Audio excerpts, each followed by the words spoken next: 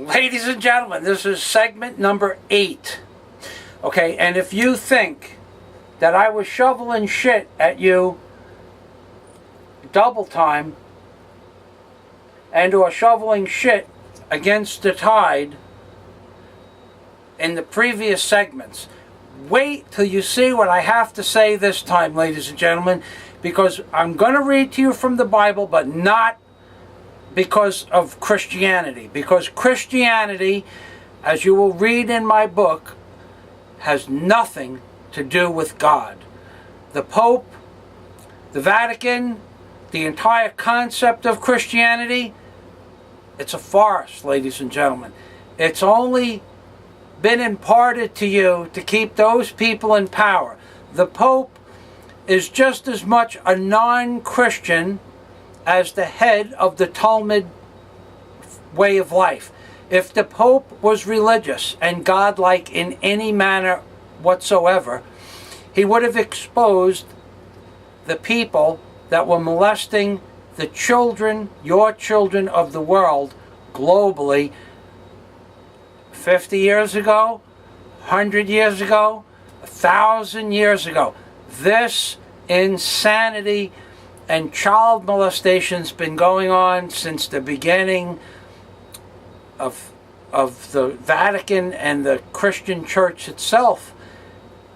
The Council of Nice that formed the church in 325 AD. It's a conglomerate of people that are too lazy to go out and push a wheelbarrow around, so they put on robes to make it easy to molest children without underwear on.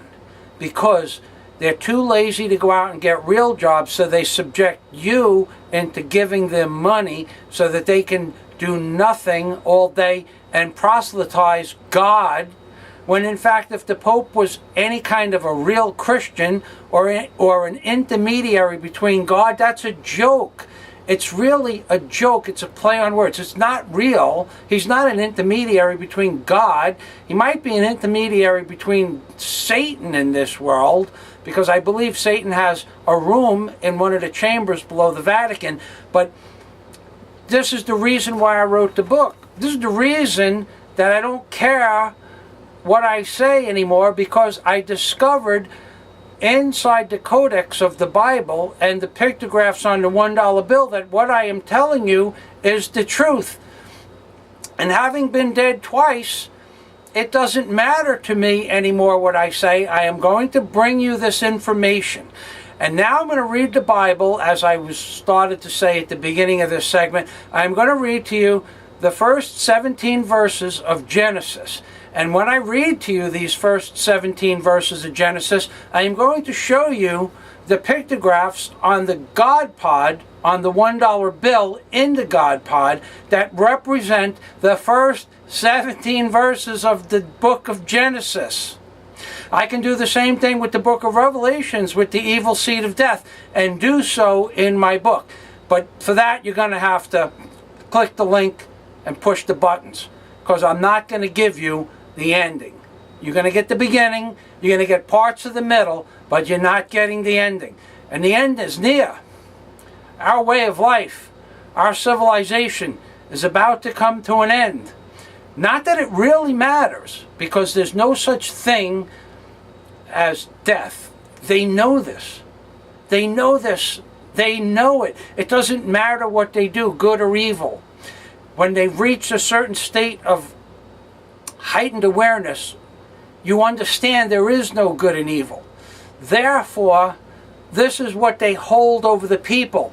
The Catholic Church is supposed to represent God, but they know it doesn't matter in the end. This is what they believe. It might. There's no way of knowing until you die. And being dead twice, I can tell you that I really don't think it makes that much of a difference. To me, this is a game.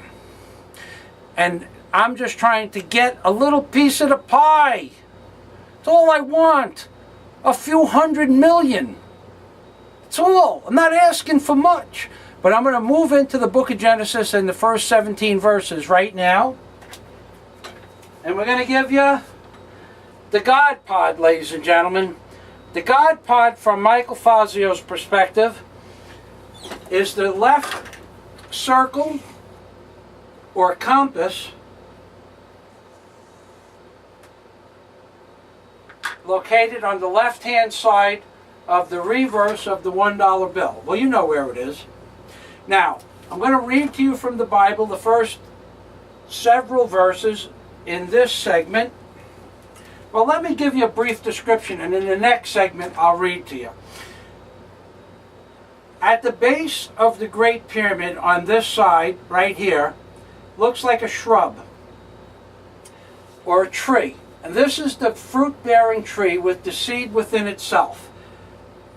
I give you this in its entirety inside the volume of my book because this tree looks like it's about halfway up the second layer of stones that create the base of the Great Pyramid. Now, the first layer of stones that appear on the base of the Great Pyramid are approximately 12 feet in height. And the second layer is a little bit less. But you'll notice that this tree over here is exactly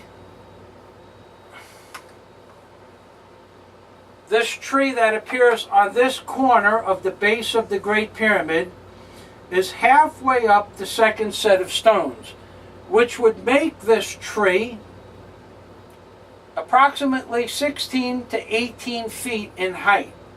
Now, the first tree that is mentioned in the Bible is a fig tree. And this sphere that I am discussing here represents the first 17 verses of the book of Genesis, so it would make sense that this is a fig tree. And the average height of a full-grown fig tree is 18 feet. So if this stone is 11 feet, and this stone is 12 feet in height, and this goes halfway up the second stone, it would put it at about 16 to 17 feet, which is the average height of a fig tree. Okay. In the book of Genesis, it also says, let there be, in the beginning there was a void. And the void is, if you could picture this compass or circle as an empty entity, this would be the void that the Lord God started out with. It also discusses the fact that there is a light, and the Lord God said, let there be light. This would be the void. I'm sorry, I didn't zoom out in time. This would be the void. And the Lord God also discusses the fact that there's going to be light in order to give the world energy for things to grow, which is Genesis, which is life. It all is a play on words. The life force that gives all life on this planet as we know it, or at least complex life as we know it, is the light of the sun. In this case, it is the glory of the Lord God's apex of the pyramid and his eye, which is actually a portal that comes from heaven. The portal is, if you could picture, this is the central portion of the $1 bill over here, where my hand is. The portal is the light coming from the background into the picture through the back of the eye and radiating in 360 degrees from the eye. If you notice, the light doesn't come down from heaven. The light is radiating 360 degrees as if the light came from the back of the eye and was radiating around the back of the eye. Now, this is pretty complex in and of itself, but this is what I have discovered, and this is why I wrote the book. Now, if the light is radiating, it's radiating in a 360 degree manner this way, but it's also radiating in a 360 degree manner this way.